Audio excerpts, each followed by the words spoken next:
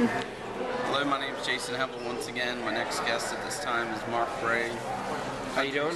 Country singer and MCW commentator. How did you get involved in MCW? MCW, I got involved through, I went to broadcasting school with Sean Cradle, and Sean Cradle got me, and he wanted me to come and do some commentary. They needed someone to fill in, and that was in December of 2009, and I've been here ever since. Got in through a friend. I've been a fan for 25 years, and it seemed like a really good opportunity for me to get involved. How did you get involved in country music? Well, music has always been in my life.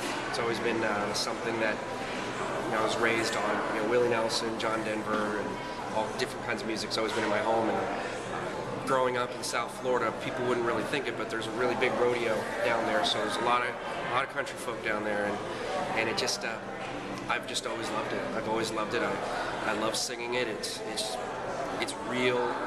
It's real music. It's something you can sing from your heart. So. What kind of message are you trying to put out in your music?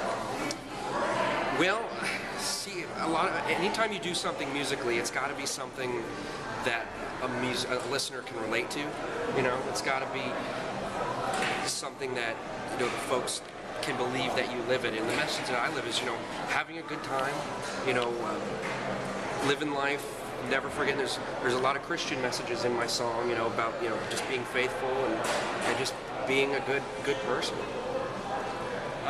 What are your goals for the rest of your career? Well, I want to do. A lot of people try and when they do their careers, they want to do one thing.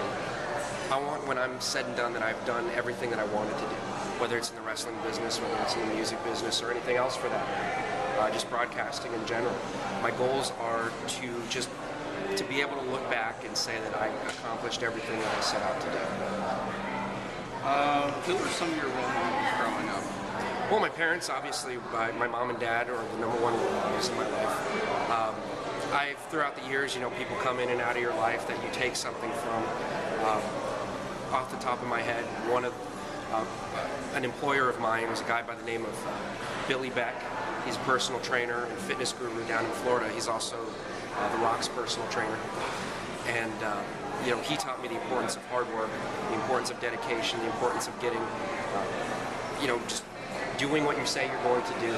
Also, my manager and producer, Dave Simmons, with David and Goliath Music, the record label that I'm on, he's been very inspirational with me when it comes to music and just producing in general. What country singer relates to you? Well, I would say that the country singer that I grew up wanting to be and emulating, without a doubt, is Garth Brooks. I mean, for my generation, Garth Brooks is the biggest name in country music, and if anybody who's in country music now, if they don't think that Garth Brooks is the biggest thing ever happened to country music, to get to the point that it is today, then they need to be escorted out of the building. He's definitely who I look up to the most. How long have you been trying to pursue a music career? Well, I started playing the guitar about 12, 13 years ago. Seriously pursuing this career with the record label that I'm on now, it's been about a year and a half since I got back into it. If you had any advice to someone pursuing a music career, what would it be? Don't be afraid of rejection. Be open to criticism. People are always going to like what you do. You can't make everyone happy. And that's actually just a life lesson. You got to be able to roll with the punches. You got to let them roll off your back. And work hard. It doesn't happen overnight. It's not going to be given to you. You got to make it happen yourself. Tell us about your experience filming a music video. You do a lot of things more than once. Like, you constantly have to, you'll do 13, 14 takes for about 5 seconds worth of video. And, you'll sit there and you'll do maybe a verse of a song, and the director, okay, cut, great. Okay, let's do it again.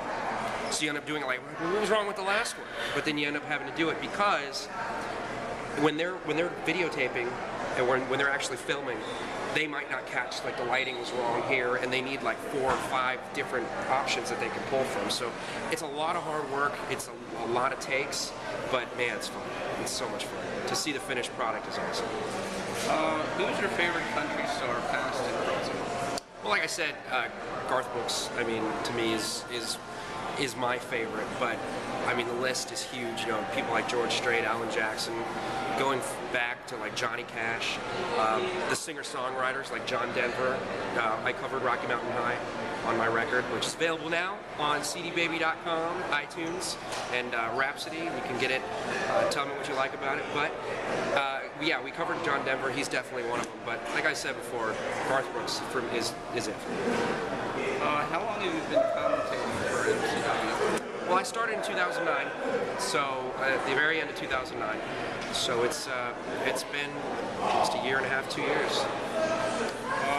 Do you commentate in any other federations? I'm strictly MCW. You know, I believe in the product. I believe in the locker room. Everybody's friendly. We're like a family.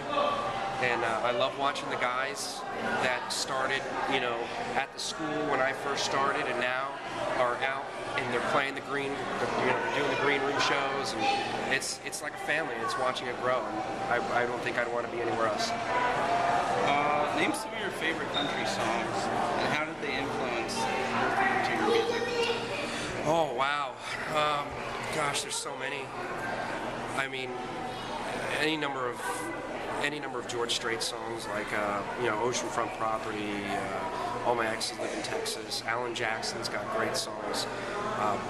Current songs, you know, there's anytime. I like to tell people that when a good song, when you're a songwriter, you know another good song when you're driving down the road and it comes on the radio and you're like, man, I wish I wrote that song.